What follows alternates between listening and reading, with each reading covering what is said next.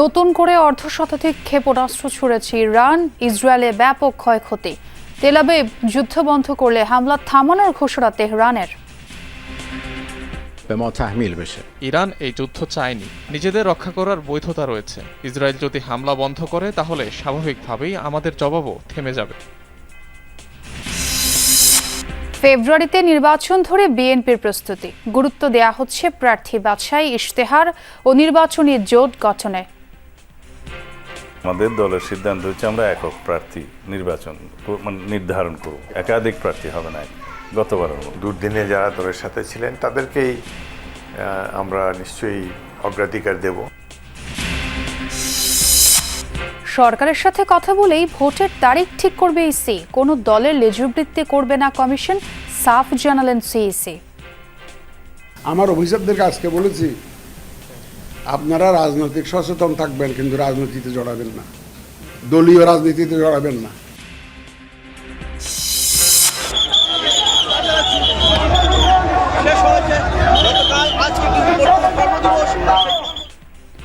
Barricade ভেঙে সচিবালয়ে ঢোকার চেষ্টা, শিক্ষক নিবন্ধন প্রত্যাশীদের লাঠিচার্জ ও টিয়ারশেল ছুড়ে ছত্রভঙ্গ করল পুলিশ।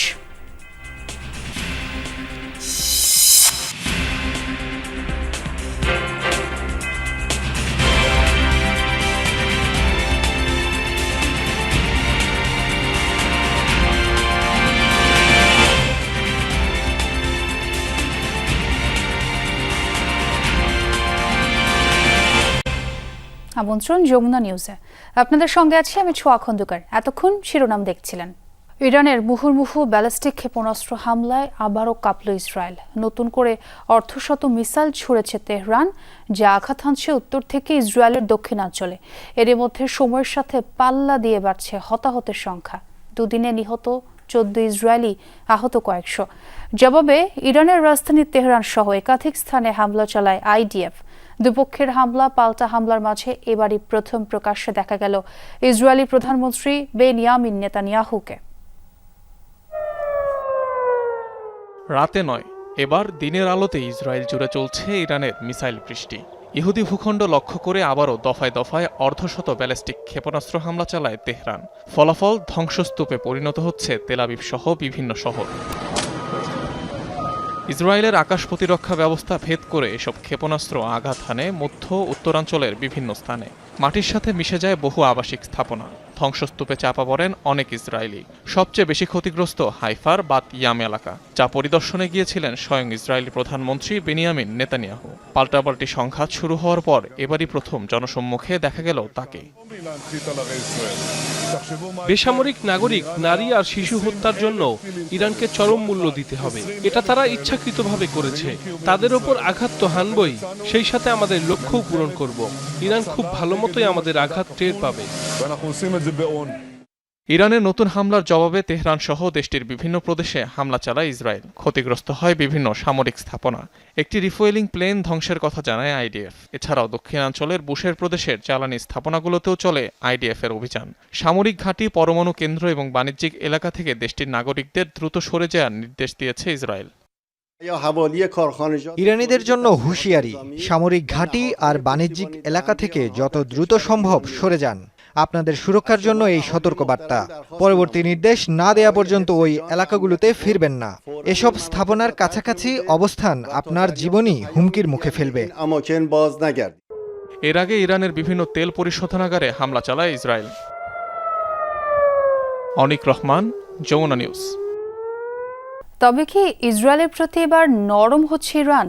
ব্যাপক হামলার মাঝেই তেল আবিবের সাথে আলোচনায় বসার ইঙ্গিত দিয়েছে তেহরান। জানিয়েছে হামলা থামালে সংলাপে রাজি তারা। এমনকি প্রস্তুত যুক্তরাষ্ট্রের সাথে ৬ষ্ঠ দফার পারমাণবিক আলোচনাতেও। কিন্তু সংঘাত না থামালে ইসরায়েলকে কঠোরভাবে দমনের হুঁশিয়ারি দিয়েছে দেশটি। দীর্ঘদিনের ছায়াযুদ্ধ চলছিল চিরবৈরী ইরান ও ইসরায়েলের মধ্যে। এরই মধ্যে শুক্রবার ইরানে ব্যাপক হামলা চালায় ইসরায়েল। একের পর এক বিস্ফোরণে কেঁপে ওঠে তেহরান সহ বিভিন্ন শহরের পারমাণবিক ও সামরিক স্থাপনা। জবাবে ইসরায়েল জুড়ে নজিরবিহীন ক্ষেপণাস্ত্র হামলা চালায় তেহরান। পাল্টাপাল্টি এই হামলার মধ্যেই যুক্তরাষ্ট্রের সাথে পরমাণু আলোচনা থেকে সরে আসার ঘোষণা দেয় খামেনি প্রশাসন। কিন্তু হামলায় ব্যাপক ক্ষয়ক্ষতির পর এখন ইরানের গলায় নরম সুর। যুদ্ধের পরিবর্তে আলোচনার ইঙ্গিত তেহরানের। ইসরায়েল সংঘাত বন্ধ করলে হামলা থামাবে ইরান। উত্তেজনাও বাড়াতে ইচ্ছুক নয় তারা। আমরা চাই না এই সংঘাত আর বাড়ুক, যদি না সেটা আমাদের উপর চাপিয়ে দেওয়া হয়। অন্যান্য দেশে যাতে এই সংঘাত না ছড়ায় সেটাও চাই না। ইরান এই যুদ্ধ চায়নি, নিজেদের রক্ষা করার বৈধতা রয়েছে। ইসরায়েল যদি হামলা বন্ধ করে তাহলে স্বাভাবিকভাবেই আমাদের জবাবও থেমে যাবে। শুধু তাই নয়, যুক্তরাষ্ট্রের সাথে বাতিল হওয়া পারমাণবিক আলোচনাতেও বসতে আগ্রহী তেহরান।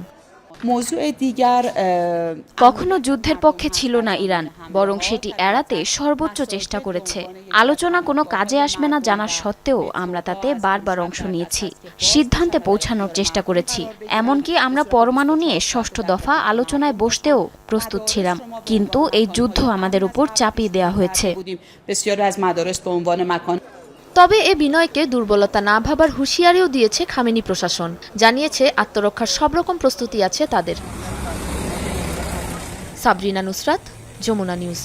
ফেব্রুয়ারিতে জাতীয় সংসদ নির্বাচনের সম্ভাব্য সময় ধরেই ভোটের জন্য দৃশ্যমান প্রস্তুতি শুরু করেছে বিএনপি। প্রার্থী বাছাই, ইশতেহার, নির্বাচনী জোট, 3টি বিষয় সামনে রেখে আপাতত ভোটের কার্যক্রম এগিয়ে নিচ্ছে দলটি। এরই মধ্যে প্রার্থী বাছাইয়ে করা হয়েছে কয়েকটি জরিপ, কোন্দল নিরসনে নেওয়া হচ্ছে কৌশল। বিএনপি নেতারা জানান, প্রত্যেক আসনে একজনই পাবে ধানের শীষের চিঠি। আর যুগপৎ আন্দোলনের শরিকদের নিয়ে নির্বাচনী জোট হলেও মনোনয়নে গুরুত্ব পাবে জনভিত্তি। আরেফিন শাকিলের প্রতিবেদন। কারচুপির অভিযোগে ২০২১ সালের ফেব্রুয়ারিতে নির্বাচনী লড়াই ছেড়ে গণতন্ত্র ফেরানোর সংগ্রামে মনোযোগী হয় বিএনপি। এরপর শেখ হাসিনার আমলে আর কোনো নির্বাচনে অংশ নেয়নি দলটি। লন্ডনে প্রধান উপদেষ্টার সাথে বৈঠকে নির্বাচনের সন্তোষজনক সময় নির্ধারণের পর এখন ভোটের প্রস্তুতিতে চোখ তারেক রহমানের। এ অবস্থায় দলটির বড় চ্যালেঞ্জ প্রার্থী বাছাই। ৫ আগস্টের পর প্রতি আসনে বিএনপির হয়ে নির্বাচনে আগ্রহী অসংখ্য প্রার্থী নেমেছেন গণসংযোগে। অবশ্য দলটির হাইকমান্ডও উপযুক্ত প্রার্থী বাছাইয়ে এরই মধ্যে কয়েক দফা জরিপ চালিয়েছেন। সেই অনুযায়ী অতীতের সংসদ নির্বাচনের অভিজ্ঞ প্রার্থী নাকি ২০১৮ সালের মতো একাধিক প্রার্থীকে চিঠি দেওয়ার কৌশল নিতে যাচ্ছে বিএনপির মনোনয়ন বোর্ড। মাঠ পর্যায়ে প্রার্থী সিলেকশন থেকে শুরু করে আমাদের নির্বাচনী ম্যানিফেস্টো কেন্দ্রীয়ভাবে সেটা প্রণয়ন করা, যদিও আমরা সেই কাজটা শুরু করে দিয়েছি, এবং অন্যান্য বিষয় যেগুলো নির্বাচনমুখী আমাদের করা দরকার হয়, সাংগঠনিক কাঠামো, এসব কিছু আমরা অলরেডি চলমান, কিন্তু তারপর আমরা এর উপরে একটু জোর দিতে হবে। এখন আমাদের দলের সিদ্ধান্ত হচ্ছে আমরা একক প্রার্থী নির্ধারণ করব, একাধিক প্রার্থী হবে না গতবারের মতো। দলের প্রতি কার কতটুকু ত্যাগ রয়েছে, নিঃস্বার্থভাবে দলকে সেবা করেছেন এবং দুর্দিনে যারা দলের সাথে ছিলেন তাদেরকেই আমরা নিশ্চয়ই অগ্রাধিকার দেব। আমাদের অ্যাক্টিং চেয়ারম্যানও কয়েকটি সার্ভে করেছেন, আরও করবেন, তো যার ফলে ছাঁকনিতে নিশ্চয়ই যোগ্যতম ব্যক্তি উঠে আসবেন এবং তাকেই মনোনয়ন দেওয়া হবে। ৩১ দফার আলোকে হবে বিএনপির নির্বাচন ইশতেহার। সেখানে জুলাই সনদের কিছু অমীমাংসিত বিষয় যুক্ত করার পাশাপাশি থাকছে দেশ বাঁচানোর আহ্বানে নতুন চমক। যে সকল সংস্কার বিষয়ে ঐক্যমত হবে, তো সেগুলোরও কিছু কিছু প্রতিফলন থাকতে পারে আমাদের ইলেকশন ম্যানিফেস্টোতে। গণ আন্দোলন পরবর্তী নির্বাচনী সমীকরণে এগিয়ে থাকলেও যুগপৎ আন্দোলনের সঙ্গীদের যৌক্তিক আসন দিতে চায় বিএনপি। এরই মধ্যে ৬ সমমনা দলের নেতাকে সহযোগিতা করতে চিঠিও দিয়েছে দলটি। জামায়াত সহ কয়েকটি ইসলামপন্থী দল ছাড়া বাকিদের কাছে রাখতে চান তারা। আমরা তো যুগপৎ আন্দোলনের যারা শরিক ছিল তাদের সাথে আমাদের একসাথে নির্বাচন আন্দোলন সবই করার কথা ছিল, আমরা সেইভাবে এগুচ্ছি। দল যদি ক্ষমতায় যায় তখন নানাভাবে পুরস্কৃত করা যায় একজন ব্যক্তিকে, তখন সেটা বিবেচনা করা হবে, কিন্তু নির্বাচনে মনোনয়ন দেওয়া উচিত যার ইলেক্টেবিলিটি আছে। বড় নেতা কিন্তু নির্বাচনে নির্ঘাত জামানত বাজেয়াপ্ত হবে, এ ধরনের ব্যক্তিকে মনোনয়ন দেওয়া উচিত নয়। বিএনপি নেতারা জানিয়েছেন, নির্বাচনী প্রস্তুতির অংশ হিসেবে সারা দেশের সব সাংগঠনিক শাখায় দ্রুত কমিটি গঠনের নির্দেশ দেওয়া হয়েছে। এরপর হবে কেন্দ্র ভিত্তিক কমিটি। আরেফিন শাকিল, যমুনা নিউজ, ঢাকা। ভোটের তারিখ নির্ধারণে সরকারের সাথে কথা বলতে চায় ইসি, এমনটাই জানিয়েছেন প্রধান নির্বাচন কমিশনার এএমএম নাসির উদ্দিন। বলেছেন, যখনই হোক ভোটের জন্য প্রস্তুত আছেন তারা। ভোটার তালিকায় তরুণদের অন্তর্ভুক্ত করতে আইন সংশোধন করা হচ্ছে বলেও জানান সিইসি। লন্ডনে ইউনূস তারেক বৈঠকের পর অন্তর্বর্তী সরকারের সাথে বিএনপির দূরত্ব কেটে গেছে অনেকটাই। সেদিন যৌথ ঘোষণায় নিরাপত্তা উপদেষ্টা জানিয়েছিলেন রমজানের আগে নির্বাচন হতে পারে। এ ব্যাপারে নির্বাচন কমিশনের বক্তব্য কি ধরনের প্রস্তুতি নেবেন তারা? ঈদের ছুটি শেষে প্রথম কর্মদিবসে সিইসিকে মুখোমুখি হতে হয় এমন প্রশ্নের। সিইসি বলেন, স্বাভাবিক সময়ে সংসদ বিলুপ্তির 3 মাসের মধ্যে ভোট দিতে হয়। এখন বিশেষ অবস্থা, বিশেষ সরকার, তাই গ্রহণযোগ্য নির্বাচনের জন্য সরকারের সঙ্গে আলোচনার প্রয়োজন আছে। জয়েন্ট স্টেটমেন্ট দেখেছি যে রমজানের আগেও ইলেকশন হতে পারে যদি সরকারের সাথে আমাদের এখনো কথাবার্তা হয় নাই কি ধরনের সিদ্ধান্ত আসে।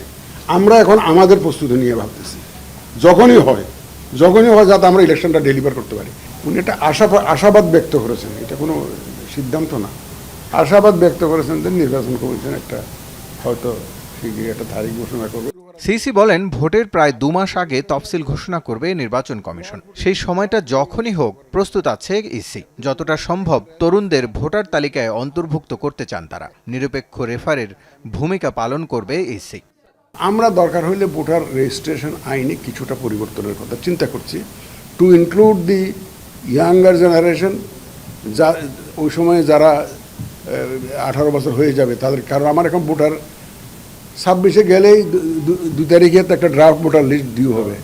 ভোটের আগে বিচার ও সংস্কারের অগ্রগতির উপর জোর দিয়েছিলেন নিরাপত্তা উপদেষ্টা। সিইসি বলেন, বিচার চলমান প্রক্রিয়া। বিচারের বিষয়টা অবশ্য কোর্টের ব্যাপার। কেউ বিচার আপনি টাইম লাইন দিয়ে 1 মাসের মধ্যে বিচার করতে হবে, 2 মাসের মধ্যে এটা বিচার হবে না অবিচার হবে। আপনি বিচারের সংখ্যা বাড়াইতে পারেন। এখন তো আমি দেখলাম যে কালকে বোধ দেখলাম বিচারের সংখ্যা বাড়াবে, কোর্টের সংখ্যা বাড়াবে। অবাধ ভোটে কেউ লুটপাটের চেষ্টা করলে তা কঠোরভাবে দমনের হুঁশিয়ারিও দেন প্রধান নির্বাচন কমিশনার। রাসেল আহমেদ, যমুনা নিউজ, ঢাকা। বিএনপির সাথে সরকারের কোনো দূরত্ব ছিল না। লন্ডনে প্রধান উপদেষ্টার সাথে তারেক রহমানের বৈঠক নিয়ে সন্তুষ্ট উপদেষ্টা পরিষদ। সচিবালয়ে সাংবাদিকদের একথা বলেন পরিবেশ উপদেষ্টা সৈয়দ রিজওয়ানা হাসান। ঈদের পর প্রথম কর্মদিবসে নিজ নিজ মন্ত্রণালয়ে কথা বলেন আরও 4 উপদেষ্টা। বলেন, এবারও স্বস্তিতেই কেটেছে ঈদ। আর স্বরাষ্ট্র উপদেষ্টা জানিয়েছেন, নির্বাচনের জন্য প্রস্তুত আইন শৃঙ্খলা বাহিনী। টানা 10 দিনের ছুটি পরিবার পরিজনের সাথে ঈদ কেটেছে আনন্দেই। ছুটি শেষে কর্মস্থলে যোগ দিয়েছেন ফুরফুরে মেজাজেই। সচিবালয়ে উপদেষ্টারাও কুশল বিনিময়ের পাশাপাশি কথা বলেন নানা ইস্যুতে। বিএনপির ভারপ্রাপ্ত চেয়ারম্যানের সঙ্গে প্রধান উপদেষ্টার বৈঠক নিয়ে সন্তোষ প্রকাশ করেন পরিবেশ উপদেষ্টা। আমার কাছে পরিস্থিতিটা বেশ স্বস্তিকর মনে হচ্ছে। হ্যাঁ, আর এখন রাজনৈতিক দলগুলো তার অবস্থান থেকে কথা বলবেন। রাজনৈতিক দলগুলো প্রধান উপদেষ্টার ব্যাপারে যদি কোনো কথা বলেন, এটা প্রধান উপদেষ্টার সাথেই ওনারা নিশ্চয়ই কথা বলবেন। প্রসেসটা এমন, আপনি রাজনীতি বলেন, নির্বাচনী বলেন, গণতন্ত্রই বলেন আর সংস্কারই বলেন, প্রত্যেকটাই ডায়ালগের মাধ্যমে আগাতে হবে। আমি সেই জন্য ডায়ালগটা হচ্ছে এটাকেই একটা সুসংবাদ মনে করি। স্বরাষ্ট্র মন্ত্রণালয়ে অনুষ্ঠিত হয়েছে আইন শৃঙ্খলা সংক্রান্ত কোর কমিটির বৈঠক। উপদেষ্টা জানান, নির্বাচন যখনই হোক প্রস্তুতি রয়েছে আইন শৃঙ্খলা বাহিনীর। নির্বাচনের ডেটটা তো ফিক্স করবে নির্বাচন কমিশন। ওনারা যেই সময় ফিক্স করবে, আমরা মনে হয় আমাদের আইন শৃঙ্খলা বাহিনী ওই সময় তারা প্রস্তুত। ভাবে যে পুলিশের কাজ হবে খালি 2টা বাড়ি মারবা, 2টা লাথি মারবা, ওই পুলিশ তো আমরা চাচ্ছি না। আমরা পুলিশটাকে মানবিক পুলিশ, এখন পুলিশ হলো মানবিক পুলিশ। এই জন্য লোকজন ভাবতেছে পুলিশ সচল হয় না, যেহেতু ভালো ব্যবহার করে এই জন্য ভাবতেছে পুলিশ কিন্তু আগের থেকে আরও বেশি অ্যাক্টিভ। এবার বাড়ি যাওয়ার সময় যানজট তৈরি হলেও ঈদ স্বস্তিতেই কেটেছে বলে মন্তব্য করেছেন সড়ক পরিবহন উপদেষ্টা। আর প্রাণী সম্পদ উপদেষ্টা বলেন, কোরবানির পশুর সংকট হয়নি এবার। এইটা আমি বলবো না যে একদম ওই যে রমজানের মতো নির্বিঘ্ন হয়েছে, বাট ওভারঅল এটা যে ঠিক ছিল। আমাদের এখানে ওই যে ফিটনেসবিহীন গাড়ি অনেক আছে, এগুলো অনেকগুলো বিকল হয়ে রাস্তা বন্ধ করে দেয়। কোরবানি হয়েছে আমি জানি 97 লাখ বা এরকম, তার মানে যথেষ্ট ছিল। এবং ছোট গরু এবং দেশীয় গরু যেটা খামারিরা করে তারা পেয়েছেন, তো সেদিক থেকে এটা ভালো হয়েছে আর কি। যদিও বড় গরু এবার বিক্রি হয়নি, তার মানে রাজনৈতিক গরু মানে কোরবানি হয়নি আর কি। এদিকে নারী নির্যাতন বন্ধে সরকার বেশ কিছু নীতিগত সিদ্ধান্ত নিতে যাচ্ছে বলে জানিয়েছেন মহিলা ও শিশু বিষয়ক উপদেষ্টা। যে কাজগুলো হাতে নিয়েছি সেগুলোর বিকাশ ঘটতে, সেগুলোকে প্রতিষ্ঠিত করতে আরো কতদিন সময় লাগবে। আরিফুর রহমান সবুজ, যমুনা নিউজ, ঢাকা। আন্দোলনরত এনটিআরসি এর নিবন্ধন প্রত্যাশীরা পুলিশের ব্যারিকেড ভেঙে মিছিল নিয়ে সচিবালয়ে প্রবেশের চেষ্টা করলে তাদের নিয়ন্ত্রণে সাউন্ড গ্রেনেড ও লাঠিচার্জ করে পুলিশ। তাদের ছত্রভঙ্গ করে দেয়া হয়। 18তম শিক্ষক নিবন্ধন পরীক্ষার মৌখিকের ফলাফল পুনর্বিবেচনার দাবিতে আন্দোলন চলছিল। সকালে রাজধানীর ইস্কাটন গার্ডেন রোডে বেসরকারি শিক্ষক নিবন্ধন ও প্রত্যয়ন কর্তৃপক্ষ এনটিআরসি ভবনের সামনে অবস্থান নেয় তারা। অভিযোগ, প্রায় 23,000 ভাইবা বঞ্চিত প্রার্থী বৈষম্য ও জুলুমের শিকার। অনেকে সবগুলো প্রশ্নের সঠিক উত্তর দেওয়ার পরও ফেল করেছেন। কারো কারো অভিযোগ, এনটিআরসি-তে বিগত ফ্যাসিস্ট সরকারের দোসররা আছে। অন্তর্বর্তী সরকারকে বিব্রত করা অবস্থায় ফেলতেই এ ফলাফল বিপর্যয়। কোরআনে কয়টা সূরা আছে আমি বললাম, তারপর বললো উহুদ যুদ্ধ কত সাল হয়েছে আমি বললাম, বদর যুদ্ধ কত সাল হলো আমি বললাম, বললো মাশাআল্লাহ আপনি খুব ভালো হয়েছে, আসতে পারেন। তারপর আমি রেজাল্ট পেয়ে দেখি আমি ফেল। আমি নিজেই ভোরকার জন্য বাতিল হয়েছি। আমার বোর্ডে একজন শাড়ি পরেছে, সে এলাও হয়েছে। আমি 13টা প্রশ্নের উত্তর দেওয়ার পরেও যদি আমার ফেল আসে তখন আমাদের মন মানসিকতা কোথায় থাকে? রংপুরের বেগম রোকেয়া বিশ্ববিদ্যালয়ের ছাত্র আবু সাইদ হত্যা মামলার তদন্ত প্রতিবেদন দাখিলে 1 মাস সময় বাড়ালো আন্তর্জাতিক অপরাধ ট্রাইব্যুনাল। 14 জুলাই এ মামলার তদন্ত প্রতিবেদন দাখিলের নির্দেশ দেওয়া হয়েছে। এছাড়া গাজীপুরের কোনাবাড়িতে কলেজ ছাত্র হৃদয় হত্যা মামলা ও যাত্রাবাড়ির তাইম হত্যা মামলায় তদন্ত প্রতিবেদন দাখিলে 2 মাসের সময় দিয়ে আগামী 17 আগস্ট দিন ধার্য করা হয়েছে। দুর্নীতির অভিযোগে পলাতক শেখ হাসিনার ভাগ্নি ও ব্রিটিশ এমপি টিউলিপ সিদ্দিককে 22 জুন ফের তলব করে চিঠি দিয়েছে দুদক। অবৈধভাবে ফ্ল্যাট গ্রহণের মামলায় ঢাকার 5 ঠিকানায় এই নোটিশ পাঠানো হয়েছে। এদিকে সাবেক অর্থমন্ত্রী সাইফুর রহমানের ছেলে নাসির রহমানের বিরুদ্ধে অনুসন্ধান শুরু করেছে দুদক। একই সাথে নাসির রহমানের সম্পদ জব্দ এবং ব্যাংক অ্যাকাউন্ট অবরুদ্ধ করতে সংশ্লিষ্ট কর্মকর্তাকে জানাতেও চিঠি বলা হয়েছে। নিরাপত্তা কমিশন থেকে মামলা রুজু করা হয়েছিল। উক্ত মামলার তদন্তকালে তদন্তকারী কর্মকর্তা জনাব রেজওয়ান সিদ্দিকীর ঢাকায় বাংলাদেশে তার 5টি ঠিকানা পাওয়া গেছে। সেই ঠিকানাগুলোতে তাকে জিজ্ঞাসাবাদের জন্য পত্র প্রেরণ করা হয়েছে। অসমাপ্ত আলোচনা শেষ করতে 17 জুন থেকে দ্বিতীয় পর্যায়ে রাজনৈতিক দলগুলোর সাথে বৈঠকে বসবে জাতীয় ঐক্যমত্য কমিশন। এতে বিএনপি সহ 30টি রাজনৈতিক দল অংশ নেবে। মঙ্গলবার 17 জুন ফরেন সার্ভিস একাডেমিতে সকাল 11টা নাগাদ রাজনৈতিক দলগুলোর সাথে বৈঠকে বসবে জাতীয় ঐক্যমত্য কমিশন। বৈঠকে প্রথম ধাপের অসমাপ্ত বিষয়গুলোতে ঐক্যমত হওয়ার জন্য আলোচনা করা হবে বলে জানায় কমিশন। এতে সংবিধানের 70 অনুচ্ছেদ, স্থায়ী কমিটির সভাপতি মনোনয়ন, নারী প্রতিনিধিত্ব সহ দ্বিকক্ষ বিশিষ্ট সংসদ এবং প্রধান বিচারপতির নিয়োগ প্রক্রিয়ায় যে দ্বিমত রয়েছে সেসব ইস্যুতে ঐক্যমতের উপর গুরুত্বারোপ করা হবে। 17, 18 ও 19 জুন পর্যায়ক্রমে রাজনৈতিক দলগুলোর সাথে চলবে এই বৈঠক। এর আগে 3 জুন জাতীয় ঐক্যমত্য কমিশনের সঙ্গে রাজনৈতিক দলগুলোর দ্বিতীয় ধাপের প্রথম বৈঠক অনুষ্ঠিত হয়, যার উদ্বোধন করে জাতীয় ঐক্যমত্য কমিশনের প্রধান এবং অন্তর্বর্তী সরকার প্রধান ডক্টর মোহাম্মদ ইউনূস। হবিগঞ্জের আজমিরিগঞ্জে 2 পক্ষের সংঘর্ষে 1 জন নিহত হয়েছেন। রোববার বিকেলে উপজেলার পিরোজপুর বাজার এলাকায় এ ঘটনা ঘটে। সংঘর্ষে বাধা প্রদানের সময় জাকির হোসেন গুরুতর আহত হন। পরে উপজেলা স্বাস্থ্য কমপ্লেক্সে নেয়ার পর কর্তব্যরত চিকিৎসক তাকে মৃত ঘোষণা করেন। স্থানীয়রা জানায়, গ্রামের শেকুল মিয়া ও জয়দুল মিয়ার মধ্যে দীর্ঘদিন ধরে জমি সংক্রান্ত বিরোধ চলছিল। জমির দখল নিয়ে সংঘর্ষে জড়িয়ে পড়েন উভয় পক্ষ। এতে আহত হয়েছেন কমপক্ষে 30 জন। খবর পেয়ে পুলিশ ঘটনাস্থলে পৌঁছে পরিস্থিতি নিয়ন্ত্রণ করেন।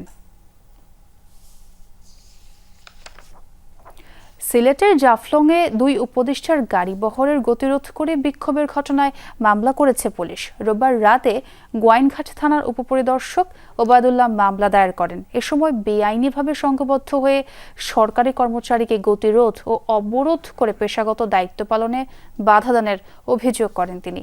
মামলায় বহিষ্কৃত যুবদল নেতা জাহিদকে প্রধান আসামি ও 9 জনের নাম উল্লেখ সহ অজ্ঞাত 159 জনকে আসামি দেখানো হয়। সিলেটের পুলিশ সুপার মাহবুবুর রহমান বলেন, দ্রুত অপরাধীদের ধরতে অভিযানে নেমেছে পুলিশ। গত শনিবার পরিবেশ উপদেষ্টা সৈয়দ রিজওয়ানা হাসান ও খনিজ সম্পদ উপদেষ্টা মোহাম্মদ ফাউজুল কবির খানের গাড়ি বহরের গতি রোধ করে বিক্ষোভ হয়।